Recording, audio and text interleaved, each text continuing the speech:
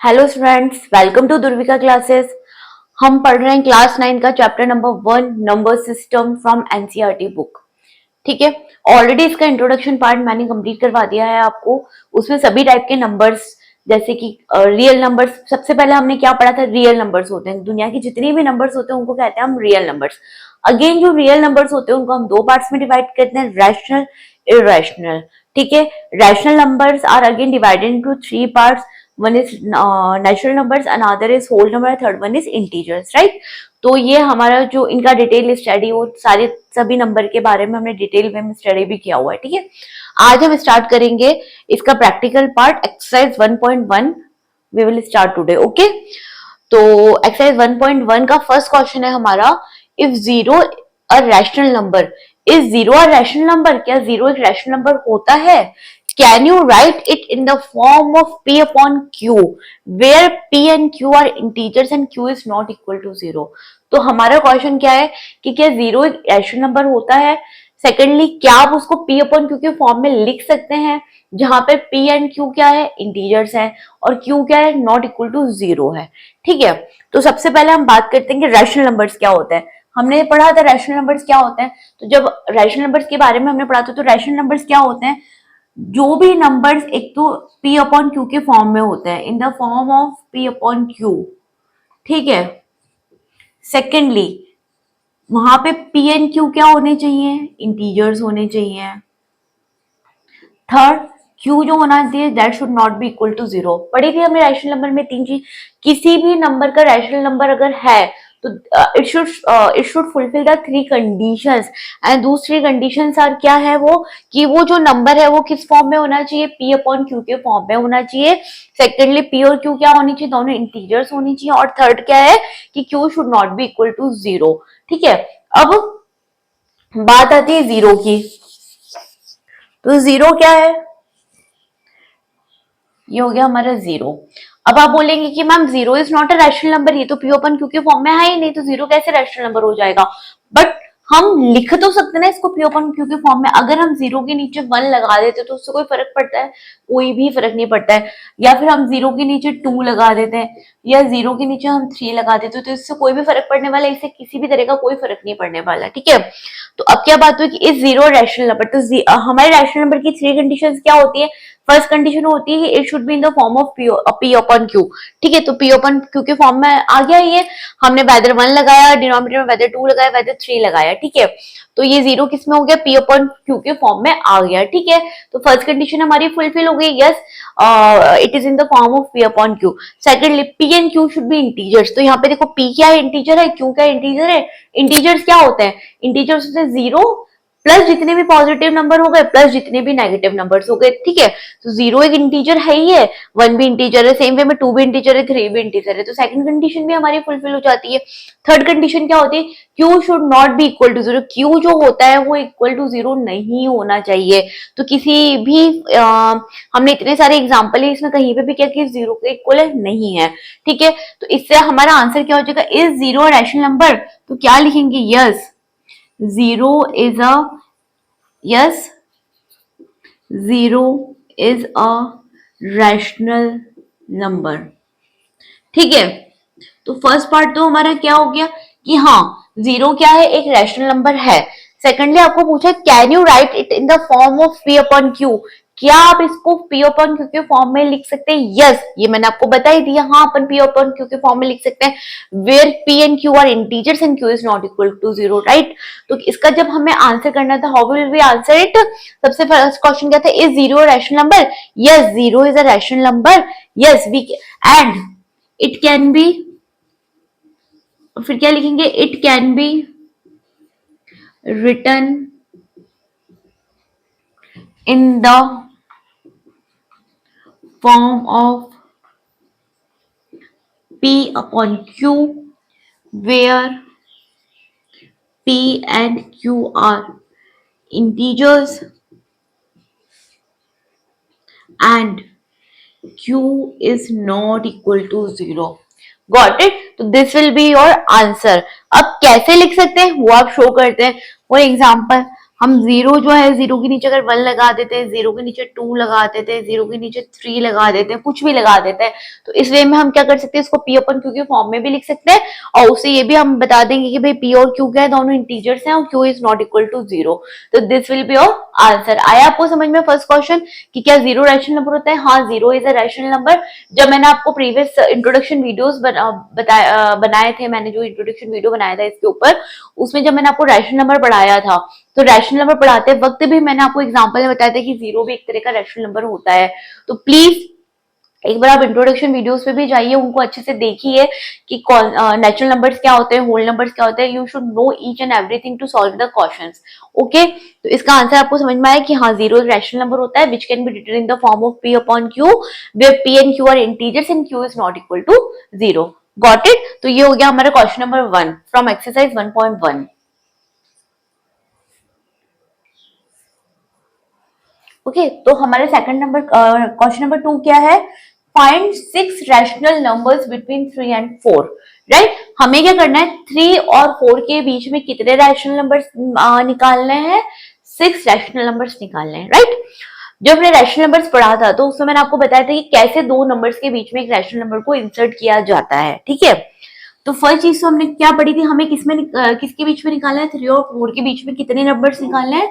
6 numbers हमको निकालना है। तो फर्स्ट मेथड जो मैंने बताया था आपको, फर्स्ट मेथड मैंने क्या बताया था आपको कि अगर आपको ए और बी के बीच में, फर्स्ट मेथड हमने पढ़ा था, अगर आपको ए और बी के बीच में रैशनल नंबर्स निकालने हैं तो हम क्या करते थे? ए प्लस बी डिवाइडेड बाय 2 कर देते थे। क्या कर देते? 2 कर देते थे।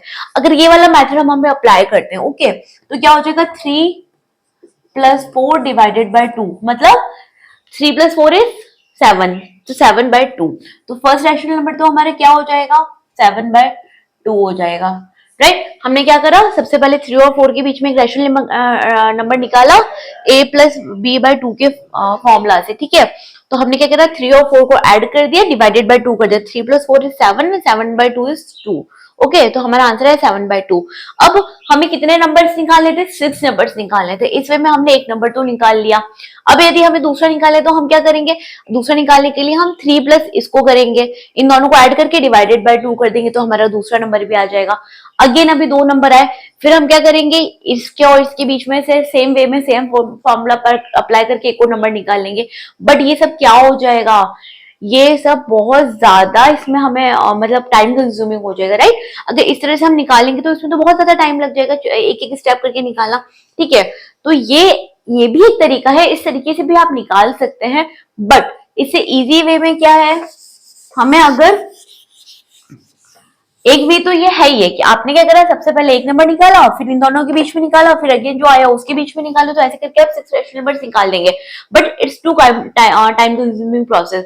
इसमें तो क्या होगा, आपके जब एग्जाम होता है तो 1 घंटा तो आप इसी में कंज्यूम कर लेंगे। राइट, तो इससे इसके लिए क्या होता है कि हम क्या कर सकते हैं, हमें किसमें निकालना है? 3 और 4 के बीच में कोई भी रैशनल नंबर निकालना है। तो क्या 3 के नीचे हम 1 लगा सकते हैं?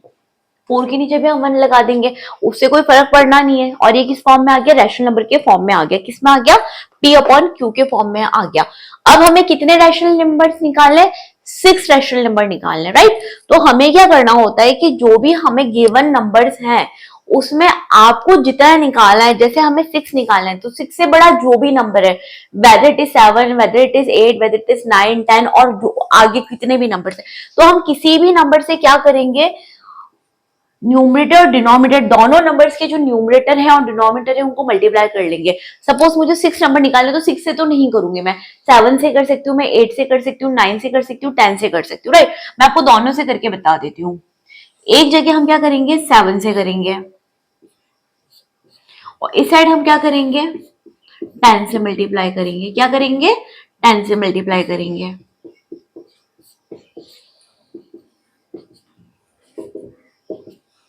Got it? जब मैं 7 से करती हूँ तो हमने क्या करा कि ऐसा नहीं कि आप न्यूमरेटर को ही 7 से मल्टीप्लाई करेंगे, डिनोमिनेटर को छोड़ देंगे। जब भी आप मल्टीप्लाई करेंगे तो आप न्यूमरेटर डिनोमिनेटर दोनों से मल्टीप्लाई करेंगे। रीजन बीइंग क्योंकि हमने क्या करा, 7/7 करा। 7/7 क्या होता है, जब हम दोनों को कैंसिल कर देंगे तो इट इज 1, ठीक है ना। तो 1 का मतलब क्या हुआ कि हमने ना कुछ मल्टीप्लाई किया, ना कुछ हमने ऐड किया, ना कुछ हमने सब्ट्रैक्ट किया, ठीक है। तो इसका मतलब क्या हो गया कि इससे कोई फर्क नहीं पड़ेगा। 7/7 का मतलब क्या होता है, it is ultimately equal to 1। Okay, तो हमें क्या करना है, न्यूमरेटर डिनोमिनेटर दोनों को मल्टीप्लाई करना होता है। जब हम करेंगे तो क्या हो जाएगा, 20/7, ये क्या हो जाएगा 28/7। तो बेसिकली हमारा जो टारगेट है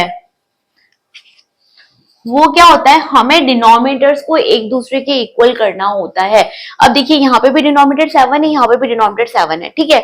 अब दोनों जगह डिनोमिनेटर हमारा 7 आ गया। फर्स्ट नंबर हमारा क्या आया, 21/7। सेकंड नंबर क्या आया हमारा, 28/7। तो 21/7 और 28/7 के बीच में कितने रैशनल नंबर आ जाते हैं, 21 के बीच में 22/7, 23/7, 24/7, 25/7, 26/7 एंड 27/7, राइट। तो इन दो नंबर्स के बीच में हम कितने रैशनल नंबर्स इंसर्ट कर सकते हैं, 6 rational numbers we can insert. वो क्या है, 22/7, 23/7, 24/7, 25/7, 26/7 एंड 27/7, ठीक है। तो एक तरीका तो ये हो गया, हमने क्या करा, 6 से बड़ा कोई भी नंबर लेके मल्टीप्लाई कर सकते। तो हमने सबसे पहले क्या लिया, 7 से मल्टीप्लाई कर दिया, डिनोमिनेटर एंड न्यूमरेटर बोथ। उससे हमारा सबसे बड़ा गोल क्या होता है कि हमें जो हमारा डिनोमिनेटर है उसको इक्वल करना होता है, ताकि हम इन दोनों के बीच में नंबर्स इंसर्ट कर सके। तो यहाँ पे देखिए हमारे डिनोमिनेटर 7 हो गया, यहाँ पे भी 7 हो गया। अब 21 और 28 के बीच में जितने भी नंबर्स होते हैं वी कैन इंसर्ट दैम, ठीक है। तो इस तरीके से हमने क्या इंसर्ट कर दिए, फाइंड 6 रैशनल नंबर, तो हमने 6 रैशनल नंबर फाइंड कर दिए। एक तो ये हो गया। अब हम इसको 10 से मल्टीप्लाई करते हैं, तो जब 3/1 को 10 से मल्टीप्लाई करेंगे तो ये हो जाएगा 30/10। ये भी क्या हो जाएगा, 40/10। क्या हो जाएगा, 30/10, 40/10, राइट। अगेन क्या करा हमने, डिनोमिनेटर को सेम कर दिया। यहाँ पे भी डिनोमिनेटर क्या हो गया, 10, यहाँ पर भी क्या हो गया 10। अब इसके बीच में आप कर लीजिए नंबर 30 और 40 के बीच में क्या क्या आता है, 31/10, 32/10, 33/10, 34/10 टिल 39/10, राइट। अब इसमें से आपकी चॉइस के जो भी नंबर है यू कैन टेक, 31, 32, 33, 34, 35, 36, 37, 38, 39।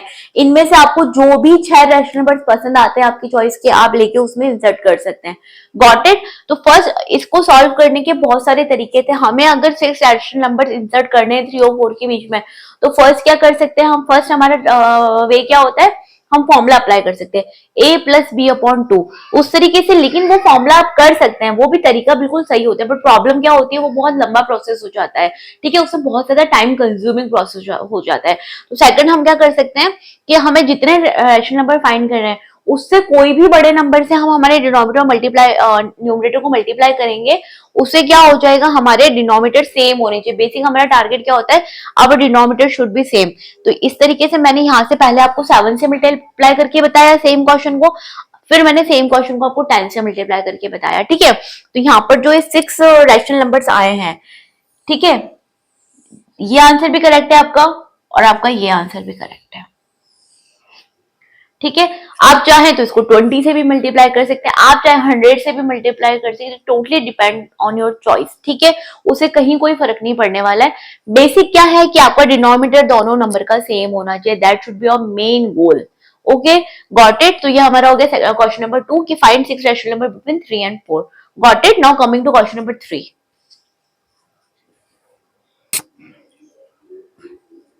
राइट। तो हमारा क्वेश्चन नंबर 3 है, find 5 rational numbers between 3/5 and 4/5। हमें 2 नंबर्स गिवन है, एक है 3/5 और दूसरा है 4/5। उसके बीच में हमें कितने रैशनल नंबर्स इंसर्ट करने, 5 रैशनल नंबर्स इंसर्ट करने, ठीक है। अब सबसे पहली बात तो कौन कौन से नंबर हो गए हमारे, एक हो गया 3/5 और एक हो गया 4/5। अब आप बोलेंगे मैडम यहाँ तो ऑलरेडी डिनोमिनेटर सेम है, तो अभी क्या करना है, ठीक है। अब यहाँ पर डिनोमिनेटर क्या है, दोनों जगह 5 है, बट एक जगह क्या है 3/5 है और 4/5 है। तो 3 और 4 के बीच में हम कोई नंबर इंसर्ट कर पा रहे हैं, नहीं कर पा रहे हैं, ठीक है। ऑल्दो यहाँ पे डिनोमिनेटर सेम है हमारा, बट फिर भी क्या है कि हम 3 और 4 के बीच में एक भी नंबर इंसर्ट नहीं कर पाने की पोजीशन में। तो फर्स्ट तरीका तो क्या हो गया, फर्स्ट तरीका तो वही हो गया कि सबसे पहले हम 3/5 प्लस 4/5 करते हैं और डिवाइडेड बाय 2 कर देते हैं। फर्स्ट वे तो हमारा ये हो गया। अगेन फिर जो नंबर आएगा उनके बीच में निकालेंगे, अगेन जो आएगा उनके बीच में निकालेंगे, ठीक है ना। तो वही अगेन ये लेंथी प्रोसेस हो जाएगा, ठीक है। तो वो वाला उस वाले वे को हम फॉलो नहीं करेंगे। इंस्टेड हम क्या करेंगे, अभी यहाँ पे डिनोमिनेटर सेम है, बट डिनोमिनेटर सेम होने के बावजूद भी हम क्या 3 और 4 के बीच में कोई भी नंबर इंसर्ट नहीं कर पा रहे हैं। तो अब हमें क्या करना होगा, हमें डिनोमिनेटर को थोड़ा सा बड़ा करना होगा। सपोज अगर मैं, अब हमें कितने रैशनल नंबर फाइंड करने हैं, 5 रैशनल नंबर फाइंड करने हैं, ठीक है। तो जैसे प्रीवियस क्वेश्चन में मैंने किया था, 5 से नंबर कोई भी बड़ा नंबर लेके हम मल्टीप्लाई कर सकते हैं। मैं इनको 6 से भी मल्टीप्लाई कर सकती हूँ, 7 से भी, 8 से भी, 9 से भी, 10 से। तो अभी मैं किससे कर रही हूँ, 10 से कर रही हूँ, राइट। तो मैंने क्या करा, 3/5 को 10 डिनोमिनेटर न्यूमरेटर दोनों को 10 से मल्टीप्लाई कर लिया, ठीक है।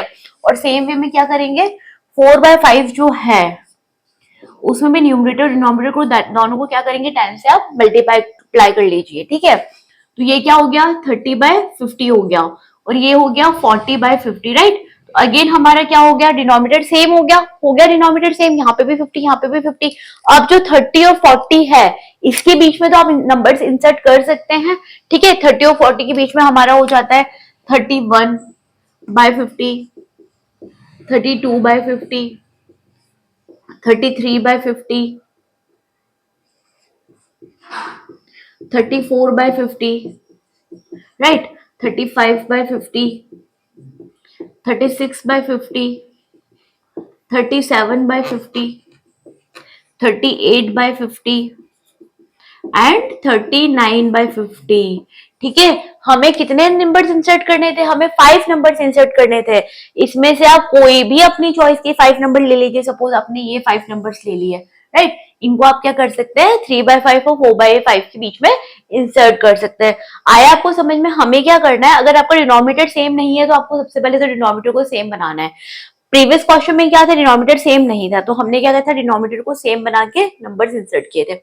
ये वाला जो क्वेश्चन है इसमें डिनोमिनेटर्स ऑल्दो सेम है, डिनोमिनेटर सेम होने के बावजूद भी हम के 3 और 4 के बीच में नंबर्स इंसर्ट नहीं कर पा रहे थे। तो हमने क्या किया, डिनोमिनेटर को थोड़ा सा बड़ा कर दिया, बड़े नंबर से हमने मल्टीप्लाई किया, ठीक है। तो हमने क्या करा, 10 और 10 से दोनों को मल्टीप्लाई कर दिया, दोनों को डिनोमिनेटर अगेन सेम हो गया, उसके बीच में नंबर इंसर्ट कर दिया। आप चाहें इसको 20 से भी मल्टीप्लाई कर सकते हैं, आप चाहें 30 से भी कर सकते हैं। जितना नंबर्स आपको पूछा है उससे बड़े किसी भी नंबर से हम मल्टीप्लाई कर सकते हैं, ठीक है। हमें पूछा है 5, हम 6 से कर सकते हैं, 7 से कर सकते हैं, 8 से, 9 से, 10 से, किसी से भी कर सकते हैं। बट क्या होना चाहिए, न्यूमरेटर और डिनोमिनेटर दोनों को करना है। ऐसा नहीं कि खाली डिनोमिनेटर को 50 से मल्टीप्लाई कर दिया, नो, आपको न्यूमरेटर को भी करना है, डिनोमिनेटर को भी करना है। Got it. तो हमने क्या करा, 10 से दोनों नंबर्स को मल्टीप्लाई किया, अगेन डिनोमिनेटर को सेम बनाया, उसके बीच में आपकी चॉइस के कोई भी 5 नंबर्स लेके आप इंसर्ट कर दीजिए, ठीक है। This is question number 3, okay.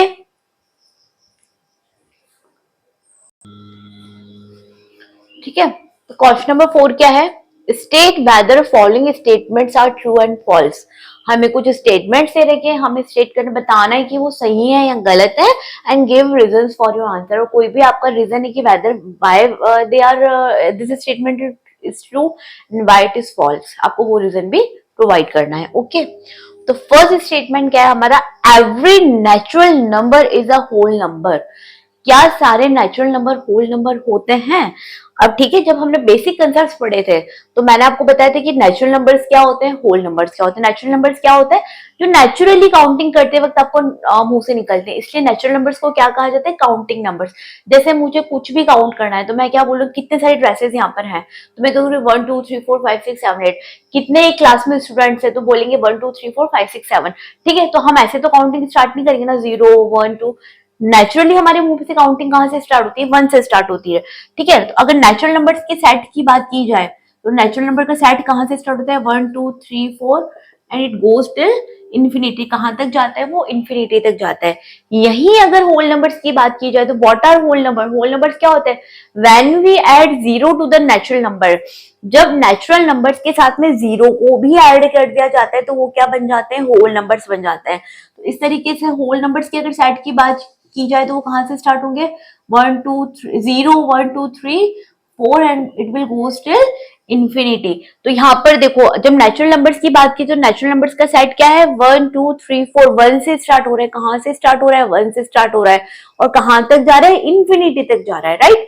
Same way में होल नंबर का जो सेट है वो कहां से स्टार्ट हो रहा है, 0 से स्टार्ट हो रहा है। तो नेचुरल नंबर्स क्या हो गए, 1 2 3 4, होल नंबर्स क्या हो गए, 0 1 2 3 4, ठीक है। तो हमें क्या पूछा, every natural number is a whole number. हाँ, एवरी नेचुरल नंबर, सारे नेचुरल नंबर के होल नंबर में आ रहे, आ रहे। तो this statement is true. Yes, every natural number is a whole number. तो हमारा स्टेटमेंट क्या हो गया, ट्रू हो गया कि हाँ सारे नेचुरल नंबर्स क्या होते हैं, होल नंबर्स होते हैं। बट यही अगर आपसे वाइसे वर्सा पूछा जाए कि क्या सारे होल नंबर नेचुरल नंबर्स होते हैं, नहीं, तो हमारा आंसर क्या होगा, no, every whole number is not a natural number. कैसे, क्योंकि होल नंबर्स में जो 0 होता है वो क्या होता है, नेचुरल नंबर नहीं होता है, ठीक है। तो अगर अभी आपसे पूछा गया कि every natural number is a whole number, तो हमने क्या बोला, हाँ true, every natural number is a whole number. But अगर इसको वाइसे वर्सा स्टेटमेंट पूछा जाएगा तो you have to write it as false, कि no, every whole number is not a natural number but every natural number is a whole number। Okay, आया क्यों होता है, क्योंकि नेचुरल नंबर में जितने भी नंबर्स होते हैं 1 2 3 4 वो होल नंबर की डेफिनेशन में भी इंक्लूड होते हैं, that's why every natural number is a whole number. तो हमारा आंसर क्या हो गया, ट्रू हो गया। गॉट इट, ठीक है। तो हमें लिखना है yes, every natural number is a whole number. Okay, अब हमारा सेकंड स्टेटमेंट है, every integer is a whole number. Second statement क्या हो गया कि सारे इंटीजर्स क्या होल नंबर होते हैं। तो जब होल नंबर्स की बात की, जो होल नंबर्स आपको पता है होल नंबर्स क्या होते हैं, 1 2 3 0 1 2 3 4 and it will goes till infinity. यही जब हमने इंटीजर्स पढ़ा था तो इंटीजर्स क्या होते हैं, अगर इंटीजर्स का सेट बनाया जाए तो इंटीजर्स का सेट क्या होता है, बीच में आता है 0, राइट हैंड साइड में आते हैं सारे positive numbers and left hand side में क्या आते हैं, सारे नेगेटिव नंबर्स आते हैं, ठीक है। तो basically what are integers, integers are the combination of 0 plus negative numbers and plus positive numbers. यही हुआ ना इंटीजर्स की डेफिनेशन की बात अगर की जाए तो, ठीक है। तो इंटीजर्स का अगर हम सेट देखते हैं तो इंटीजर्स के सेट में एक तरफ 0 आता है 1 2 3 4, एक तरफ सारे नेगेटिव नंबर्स आ जाते हैं, राइट। अगर होल नंबर्स की बात की जाए तो होल नंबर्स कहां से स्टार्ट होते हैं, 0 1 2 3 4। अब आपको क्या पूछा है, every integer is a whole number. क्या सारे इंटीजर्स होल नंबर होते हैं, no, every integer is not a whole number. क्यों, क्योंकि यहां से जो स्टार्ट हो रहे हैं इंटीजर 0 1 2 3 4 यही तो होल नंबर की डेफिनेशन में आएंगे। और जो हमारे लेफ्ट हैंड साइड में जो नेगेटिव नंबर्स दे रखे हैं, क्या दे रखे हैं, जो नेगेटिव नंबर्स दे रखे हैं ये तो होल नंबर की डेफिनेशन में आएंगे नहीं, है ना। खाली होल नंबर की डेफिनेशन में क्या आ रहा है, 0 plus all the positive numbers are coming in the definition of whole number. Okay, तो ये स्टेटमेंट क्या हो जाएगा, this statement will be false, कि भाई सारे इंटीजर्स जो होते हैं वो नेगेटिव सॉरी वो होल नंबर्स नहीं हो सकते हैं। लेकिन vice versa it is true, every whole number is a natural number. कैसे, जितने भी होल नंबर्स होते हैं वो सारे इंटीजर्स की डेफिनेशन में आते हैं, तो हम क्या बोलेंगे, हाँ every whole number is a integer but every integer is not a whole number. तो इसको आंसर यदि हमें करना है तो how will we answer it, कि no, every integer is not a whole number because negative numbers are not included in the definition of whole numbers। आया आपको समझ में, ठीक है। तो what you have to answer कि every integer is a whole number, तो हमें क्या लिखना है, no, false. By no, every integer is not a whole number because negative numbers are not included in the definition of whole number. Got it, आया आपको समझ में कि सारे इंटीजर्स होल नंबर क्यों नहीं होते हैं, ठीक है। Now coming to third statement. Third statement क्या है, every rational number is a whole number. क्या सभी रैशनल नंबर होल नंबर होते हैं। पहली बात तो रैशनल नंबर्स क्या होते हैं, पी अपॉन क्यू के फॉर्म में होते हैं। क्या होते हैं rational numbers, P upon Q के फॉर्म में होते हैं, जहां पे पी और क्यू क्या होते हैं, इंटीजर्स होते हैं, राइट। और third q should not be equal to 0। तो क्या सारे रैशनल नंबर होल नंबर होते हैं? अब होल नंबर्स तो क्या होते हैं? 0, 1, 2, 3। हाँ, कुछ नेचुरल सॉरी रैशनल नंबर जो है वो होल नंबर की डेफिनेशन में काउंट हो गए। जैसे कि मैं लिख दूं 2/1, 3/1। हाँ, ये सब बेशक होल नंबर है, बट क्या सारे रैशनल नंबर होल नंबर होंगे? सपोज अगर बात की जाए, मैंने लिख लिया 3/4, तो क्या 3/4 होल नंबर है? नहीं है। क्या -2/5 ये होल नंबर है? नहीं है। ठीक है, तो सारे रैशनल नंबर होल नंबर्स नहीं होते हैं। अगर इस चीज से व्हाट वी कंक्लूड कि all rational numbers are not whole number, but all whole numbers are rational numbers. Vice versa it is true, but this statement is not true कि every rational number is not a whole number. तो सबसे पहले तो हमारा answer क्या हो गया इसका? हमारा आंसर हो गया इसका फॉल्स। अब इसको कैसे प्रेजेंट करना है समझ में आया? कि पहले तो मैंने आपको ये बताया कि भाई क्यों सारे रैशनल नंबर होल नंबर नहीं होते हैं। यही अब लिखने की बात है तो आप क्या लिखेंगे? Every rational number is a whole number? No, every rational number is not a whole number. इतना तो आपको स्टेटमेंट जो दे रखा है उसी में से लिखना है कि नहीं सारे रैशनल नंबर होल नंबर नहीं होते। बिकॉज क्यों नहीं होते हैं? Because rational numbers are in the form of P upon Q, where P and Q are integers and Q is not equal to 0। ठीक है, क्या कंडीशन हो गई? क्या हमारा रीजन हो गया कि जो रैशनल नंबर्स होते हैं वो किस फॉर्म में होते हैं? P अपॉन Q के फॉर्म में होते हैं। बट क्या whole numbers P upon Q के फॉर्म में होते हैं? नहीं, whole numbers are not in the form of P upon Q।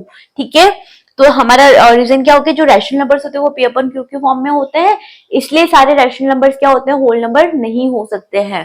ठीक है, समझ में आया?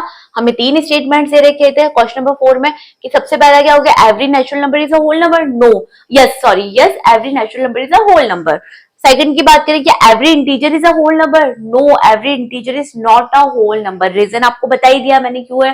ठीक है, थर्ड हो गया कि every rational number is a whole number? तो yes sorry no, every number rational number is not a whole number. Vice versa every whole number is a rational number. Okay, तो जब तक आपको इसके बारे में पूरी जानकारी नहीं है, पूरा आपको समझ में नहीं आया कि होल नंबर्स क्या होते हैं, नेचुरल नंबर्स क्या होते हैं, इंटीजर्स क्या होते हैं, रैशनल नंबर्स क्या होते हैं, जब तक आपको ये सब चीजें नहीं पता होंगी, you can't solve this statements के बारे में आप बता नहीं सकते कि वो ट्रू है कि फॉल्स है। ठीक है, तो इसके लिए आपको सबसे पहले क्या करना है? मेरे प्रीवियस वीडियोस में जाना है, उसमें आपको सारा देखना है कि मैंने आपको सारी चीजें डिटेल वे में पढ़ा रखी है कि क्या नेचुरल नंबर्स होते हैं, क्या होल नंबर्स होते हैं, ठीक है, रैशनल नंबर्स क्या होते हैं, इंटीजर्स क्या होते हैं। ठीक है, तो वहीं से आपको सारी चीजें समझ में आ जाएंगी और उसके बेसिस पे आप सारे क्वेश्चंस का बहुत इजीली आंसर कर सकते हैं। ओके, तो ये हो गई हमारी एक्सरसाइज 1.1, यहीं खत्म होती है। ठीक है, और यदि आपको मेरे वीडियोस पसंद आ रहे तो प्लीज मुझे लाइक एंड सब्सक्राइब जरूर करें। Thank you.